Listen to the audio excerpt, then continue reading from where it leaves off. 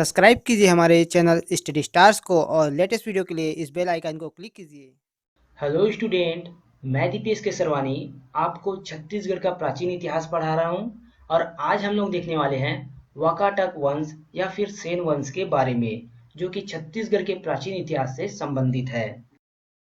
तो पिछले वीडियो में हम लोग मौर्य काल और सातवाहन काल के बारे में पढ़ा था। अभी हम लोग स्टार्ट करते हैं वाकाटक वंश के बारे में। तो यहाँ पे आप देखिए, सातवाहन के पतन के पश्चात वाकाटकों का अभय उदय हुआ। दक्षिण कोसल क्षेत्र में वाकाटक शासकों ने राजनीतिक नियंत्रण स्थापित किया। साम्राज्य विस्तार की महत्वाकांक्षा से वाकाटक व दंडकारण्य क्षेत्र के नलवंशी शासकों के मध्य सत्ता संघर्ष हुआ। देखिए, यहाँ पे आपको समझना है, जैसे ही सातवाहन काल का पतन होता है उसके बाद वाकाटक अंश का अभय उदय होता है, मतलब वाकाटक वंश जो है वहां पर स्थापित होता है। दक्षिण कोसल के क्षेत्र में, मतलब छत्तीसगढ़ के क्षेत्र में, वाकाटक शासकों ने राजनीतिक नियंत्रण स्थापित किया। तो सबसे पहले इन्होंने राजनीतिक नियंत्रण स्थापित किया। साम्राज्य विस्तार की महत्वाकांक्षा, तो देखिए, वाकाटक के जो शासक थे वो साम्राज्य को विस्तार करना चाहते थे। उनकी इच्छा थी कि अपने साम्राज्य को और बढ़ाया जाए। तो साम्राज्य विस्तार की महत्वाकांक्षा से वाकाटक व दंडकारण्य क्षेत्र, दंडकारण्य क्षेत्र मतलब जो बस्तर का क्षेत्र है उस क्षेत्र की बात कर रहे हैं। तो दंडकारण्य क्षेत्र के नलवंशी शासकों के मध्य सत्ता संघर्ष हुआ। तो वाकाटक के जो शासक थे और नलवंश के जो शासक थे उनके बीच क्या हुआ, सत्ता का संघर्ष हुआ, मतलब इनके बीच लड़ाई हुआ। इस राजवंश की भारत में 4 शाखाएं थी। वाकाटक की 4 शाखाएं थी भारत में, जिनमें नंदीवर्धन एवं वत्सगुल्म शाखा का प्रत्यक्ष संबंध छत्तीसगढ़ से रहा। मोस्ट इंपोर्टेंट क्वेश्चन है कि छत्तीसगढ़ में वाकाटक वंश के कौन सी शाखा थी, तो नंदीवर्धन और वत्सगुल्म शाखा। डॉक्टर मिरासी के अनुसार वाकाटक शासक प्रवरसेन प्रथम ने दक्षिण कोसल के समूचे क्षेत्र में अपना अधिकार स्थापित कर लिया था। तो देखिए, वाकाटक वंश के जो प्रवरसेन प्रथम थे उन्होंने दक्षिण कोसल के समूचे क्षेत्र में अपना अधिकार स्थापित कर लिया था। आगे देखते हैं इसी में, वाकाटक वंश गुप्त वंश के समकालीन थे। तो देखिए, 4वीं शताब्दी में थे वाकाटक वंश और इसी समय थे गुप्त वंश। तो दोनों एक दूसरे के समकालीन थे, वाकाटक वंश और गुप्त वंश। प्रमुख शासक की बात करें वाकाटक वंश की, तो सबसे पहले हम लोग बात करते हैं प्रवरसेन की। तो प्रवरसेन दक्षिण कोसल में अधिकार स्थापित करने वाला प्रथम वाकाटक शासक है प्रवरसेन। महाकवि कालिदास इनके राज्य में कुछ समय व्यतीत किए। इसी दौरान रामगढ़ की पहाड़ी में कालिदास जी ने मेघदूतम की रचना की। इम्पोर्टेंट है, बार बार एग्जाम में पूछा जाता है कि महाकवि कालिदास किसके शासनकाल में छत्तीसगढ़ में आए हुए थे, तो प्रवरसेन प्रथम के शासनकाल में। इसी दौरान रामगढ़ की पहाड़ियों में कालिदास जी ने मेघदूतम की रचना की। तो मेघदूतम की रचना रामगढ़ की पहाड़ियों में की कालिदास जी ने। मेघदूतम की छत्तीसगढ़ी अनुवाद की बात करें तो मुकुटधर पांडे, देखिए, मुकुटधर पांडे जी ने किया है मेघदूतम का छत्तीसगढ़ी अनुवाद। ये अभी यहाँ पे संबंधित नहीं है, लेकिन इम्पोर्टेंट है, ये भी एग्जाम में पूछा जाता है कि मेघदूतम का छत्तीसगढ़ी अनुवाद किसने किया, तो मुकुटधर पांडे ने किया। ठीक है, चलिए आगे देखते हैं। इनकी मृत्यु, यहाँ पे हम लोग बात करें प्रवरसेन की। तो प्रवरसेन की मृत्यु के पश्चात गुप्तों ने छत्तीसगढ़ पर अधिकार स्थापित कर लिया था। तो इस समय जब प्रवरसेन की मृत्यु होती है उसके बाद छत्तीसगढ़ में अधिकार स्थापित किसने किया था, गुप्तों ने। आगे हम लोग देखते हैं वाकाटक के और भी शासक के बारे में।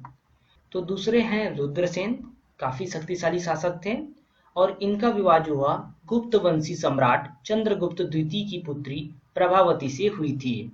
तो यही है इम्पोर्टेंट यहाँ पे कि इनका विवाह जो है गुप्त वंशी सम्राट चंद्रगुप्त द्वितीय की पुत्री प्रभावती से हुई थी। उसके बाद हम लोग बात करते हैं नरेंद्र सेन के बारे में। तो नरेंद्र सेन ने पुनः वाकाटकों की प्रभुसत्ता स्थापित की। वाकाटक नरेश पृथ्वीसेन द्वितीय के बालाघाट ताम्रपत्र से ज्ञात होता है। देखिए, पृथ्वीसेन द्वितीय कौन है, तो नरेंद्र सेन के पुत्र है। तो उनके जो बालाघाट के ताम्रपत्र प्राप्त हुआ है उससे ज्ञात होता है कि पिता नरेंद्र सेन कौशल के साथ मालवा और मैकाल में भी अपना अधिकार स्थापित कर लिया था। तो नरेंद्र सेन ने मालवा और मैकाल में अपना अधिकार स्थापित कर लिया था और इसकी जानकारी होती है पृथ्वीसेन द्वितीय के बालाघाट के ताम्रपत्र से। आगे देखिए, नरेंद्र सेन ने बस्तर, कोरापुट नल शासक से संघर्ष किया। रिद्धिपुरा अभिलेख के अनुसार नल शासक भवदत्त वर्मा ने नरेंद्र सेन की राजधानी नंदीवर्मन नागपुर पर आक्रमण कर तहस नहस कर दिया। ये भी बहुत इंपॉर्टेंट है। रिद्धिपुरा अभिलेख के अनुसार नल शासक भवदत्त वर्मा ने नरेंद्र सेन की राजधानी नंदीवर्मन, देखिए नंदीवर्मन नागपुर क्षेत्र पर आक्रमण कर तहस नहस कर दिया। तो वहां का जो एरिया था उसको तहस नहस कर दिया। किसने किया? तो नल शासक भवदत्त वर्मा ने। आगे इसी में देखिए, तो पृथ्वीसेन ने क्या किया? तो देखिए, केसरी बेड़ा अभिलेख के अनुसार पृथ्वीसेन ने नलवंशी शासक अर्थपति भट्टारक को पराजित कर अपने पिता के पराजय का बदला लिया। यहाँ पर भवदत्त वर्मा ने क्या किया? तहस नहस कर दिया नंदीवर्मन जो कि नागपुर का क्षेत्र है उसको। और यहाँ पर जो नरेंद्र सेन के पुत्र थे पृथ्वीसेन, उन्होंने क्या किया? तो इन्होंने नलवंशी शासक अर्थपति भट्टारक को पराजित कर अपने पिता के पराजय का बदला लिया तथा उनकी राजधानी मतलब नलवंशों की राजधानी पुष्करी, जिसे भोपालपट्टनम कहा जाता है, उसको नष्ट कर दिया। अतः पृथ्वीसेन को खोए हुए भाग को बनाने वाला कहा गया। तो देखिए यहाँ पे पृथ्वीसेन ने क्या किया? पुष्करी जो कि भोपालपट्टनम का एरिया है, नलवंशी शासकों की राजधानी थे, उसे तहस नहस कर दिया, उन्होंने नष्ट कर दिया। इसलिए इन्होंने क्या किया? अपने पिता का पराजय का बदला भी ले लिया और पृथ्वीसेन को खोए हुए भाग के बनाने वाला भी कहा जाता है। ये भी इंपॉर्टेंट वर्ड है, इसको भी आप ध्यान रखिए। आगे बढ़ते हैं हम लोग। देखिए, हरिसेन की बात करते हैं हम लोग। तो इनके काल में छत्तीसगढ़ प्रदेश में वाकाटकों की वस्मगुल्मम शाखा का प्रभावी हो गई थी। तो वस्मगुल्मम शाखा प्रभावी हो गई थी हरिसेन के शासनकाल में। आगे देखिए, पुणे अभिलेख से ज्ञात होता है कि वाकाटक शासकों ने गुप्तों की अधीनता स्वीकार कर ली थी। शुरू में हम लोगों ने पढ़ा कि प्रवरसेन के समय में गुप्तों की अधीनता वहां पे स्वीकार की गई थी। फिर बाद में यहाँ पे पता चलता है पुणे अभिलेख से कि गुप्तों की अधीनता जो है वाकाटक शासकों ने स्वीकार कर ली थी। आगे इसी में हम लोग पढ़ते हैं कुषाण वंश के बारे में। तो देखिए, कुषाण वंश के बारे में तो ऊपर हम लोगों ने वाकाटक वंश के बारे में जो पढ़ा, आई होप आपको पूरा समझ में आया होगा।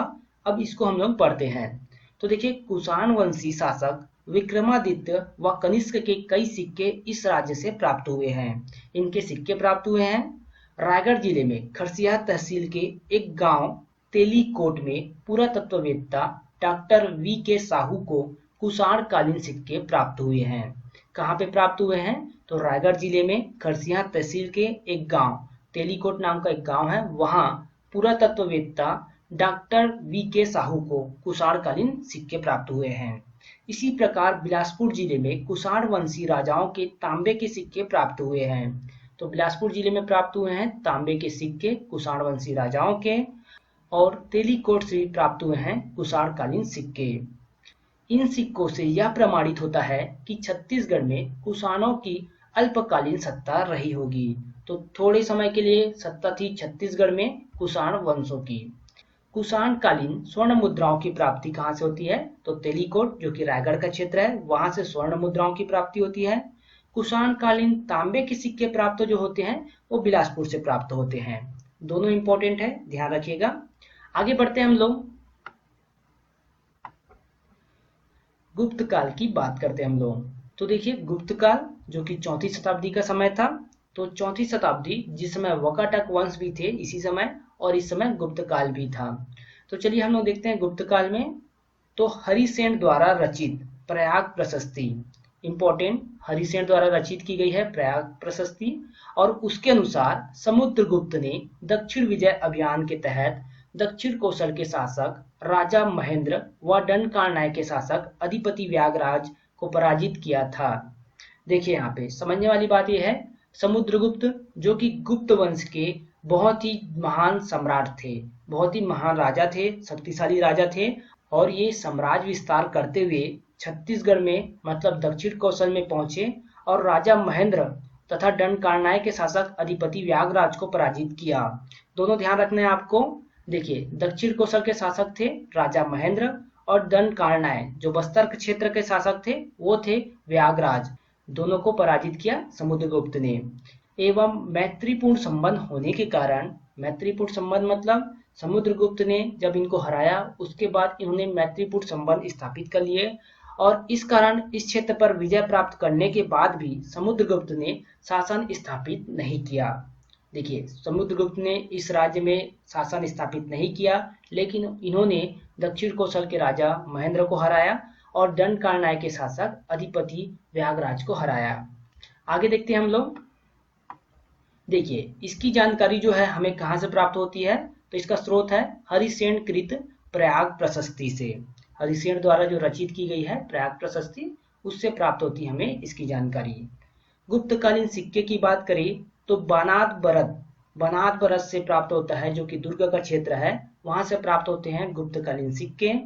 पिटाईवल्द जो कि रायपुर का क्षेत्र है, वहां से प्राप्त होते हैं गुप्तकालीन सिक्के। गुप्तकालीन के समय जो छत्तीसगढ़ का नाम था और जो बस्तर का नाम था वो देखिए। तो छत्तीसगढ़ का नाम था गुप्तकालीन के समय में दक्षिणापथ और कौशल, और बस्तर का नाम क्या था, तो महाकांतर नाम था। दोनों इंपॉर्टेंट है। गुप्तकाल में छत्तीसगढ़ का क्या नाम था, तो दक्षिणापथ या फिर कौशल, और बस्तर का नाम महाकांतर। तो देखिए, यहाँ पे आपके जो राष्ट्रीय राजवंश है उसके बारे में आपका कंप्लीट हो जाता है। कल हम लोग पढ़ेंगे दक्षिण कौशल के जो स्थानीय शासक थे उसके बारे में। तो यहाँ पे आपका वीडियो समाप्त होता है, आपके राष्ट्रीय राजवंश कंप्लीट हो जाते हैं यहाँ पे। तो अगला क्लास हम लोग नेक्स्ट वीडियो में पढ़ेंगे।